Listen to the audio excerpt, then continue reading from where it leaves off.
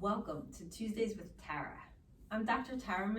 I'm a chiropractor and yoga instructor, and I founded Smart Asana Yoga. Several years ago, I wrote an article called Yoga and the Science of Stretch. It was published in some chiropractic magazines and some holistic magazines. And I think it's really important as any kind of instructor on movement that you understand how the body works, how movement works, and how you can safely lengthen your muscles. In yoga, we kind of get a bad name for overstretching, for stretching too much, and it's really not what we're about. It's not what we do. And in this style, Smart Asana Yoga, we really focus on being effective and efficient with our movements to help lengthen our muscles as well as strengthen them. So we pay attention to our alignment, our engagement, and then that will lead to the lengthening of our muscles. So you should understand just a little bit about the anatomy and physiology of the body and the muscles.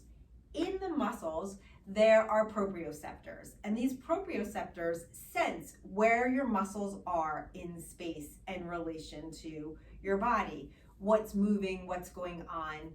And they send messages to the brain to let the brain know where those muscles are and what kind of message to send back to the muscles to tell them either to contract or to lengthen. So when we're practicing yoga, we are engaging our muscles in order for the muscles to feel secure so that they can send a message to the brain that says, we feel pretty good here. It's okay to get longer, to lengthen. And then the brain will send that message back to the muscle that says, okay, you can lengthen a little bit more. That's really what stretch is. It's not the muscle just stretching apart. It's really that message going back that says, those fibers can slide a little bit. Those muscles can become more pliable. They can get more length to them, and that increases your flexibility. On the other hand, stretching, just pulling the body parts out, sliding into a split, or letting the head hang, those kind of things send the opposite message to the brain.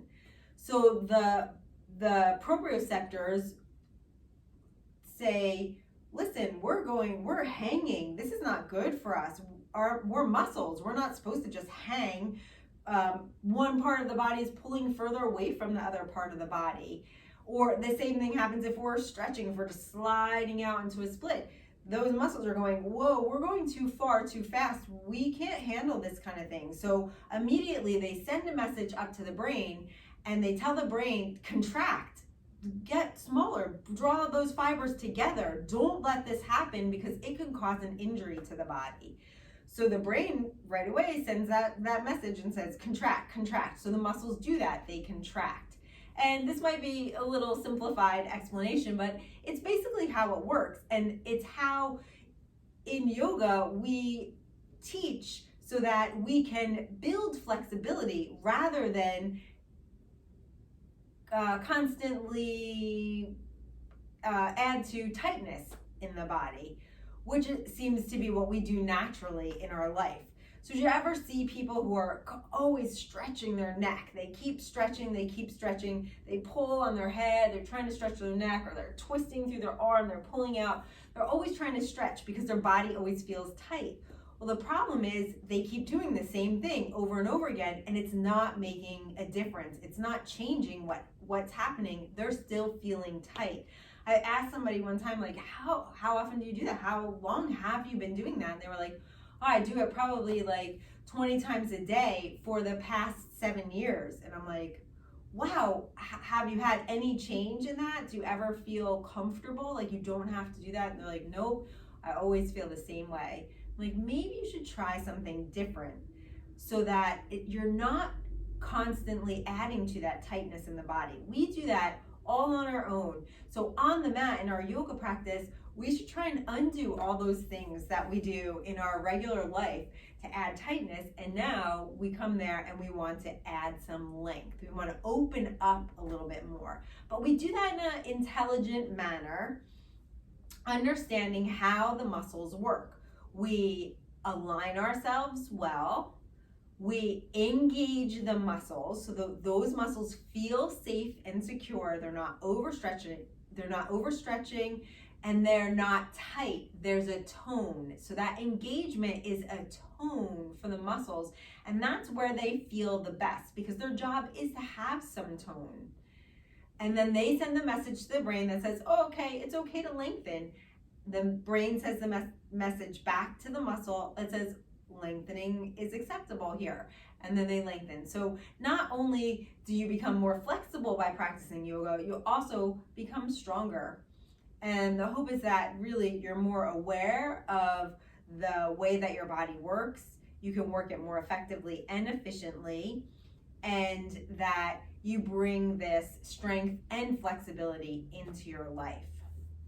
I'm just gonna do a few poses and explain where that alignment and engagement is coming in and how that lengthening is happening. So the first pose is Uttanasana. It's a forward fold pose. And I'm gonna have my feet facing forward. And now I know where I can fold to and how far I could go down. If you're not sure, you should have something in front of you. We use blocks or chair or even a desk or something. You could have that in front of you so that you have something to put your hands down on. So it's not important that we pull ourselves down. It's important that we keep ourselves in a good position in order to come into this pose and to have an effect, a positive effect on the body. So here, there's a lot that goes on, but we're talking about this alignment. So I'm gonna keep my head in line. So this is about head and neck alignment in this pose. I'm gonna keep my ears in line with my shoulders. I'm gonna root into my feet, and I'm gonna stay nice and tall, and I'm gonna hinge right at my hips. So I'm gonna keep my back long. I'm gonna stay in this position, just as if I were upright. I'm gonna hinge at my hips and fold forward and let my fingers come down. Now I'm balancing the weight in my feet. I'm keeping my fingers down, but most important for this demonstration is that my head is staying in line with my spine rather than hanging or trying to pull in any direction. And here I just hug in a little bit. I lengthen through my spine, through my chest, and then fold. My head stays in exactly the same position. Inhale and exhale. So I might be folding deeper into the pose, but I'm not changing that position in my head.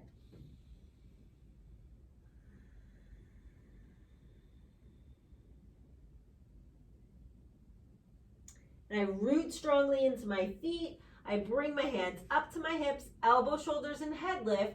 Press into my feet, and I come right back to that position that I started, so that my head's not hanging, and so that will help the muscles to begin to lengthen, and so you can get rid of some of the tension in the neck and the shoulders. The other pose for the arms, this pose, downward facing dog. So I'm going to come into this pose. My hands forward and shoulder width apart. My fingers and knuckles are pressed down at equal space. I'm gonna move my shoulders back behind my wrists, and my arm bones here are lifted. I'm gonna keep this lift in my arm bones, and I'm just gonna soften the center of my chest. I'm gonna bring my shoulder blades closer together. So I want you to understand that I'm gonna keep my arm bones lifted. In a lot of these poses, you'll see people drop down this way, and it kind of looks impressive. It's like a swooping look, but it's not necessarily good for your shoulders. So we want this to be good for the shoulders and, of course, increase strength and flexibility. So here, my shoulders are behind my wrists, my arm bones lift up. They're gonna stay lifted, and I soften the center of my chest. Shoulder blades come close together. I lift my knees and I'm pushing back a little bit, but still keeping that engagement. So from my hands all the way up my arms into my shoulder blades, I'm staying rooted. And then I just straighten my legs. And notice the position of my head. My ears are still between my arms, so I'm not letting my head hang. Nothing is hanging here. I'm keeping the tone, I'm keeping the engagement, and then I'm allowing for some lengthening.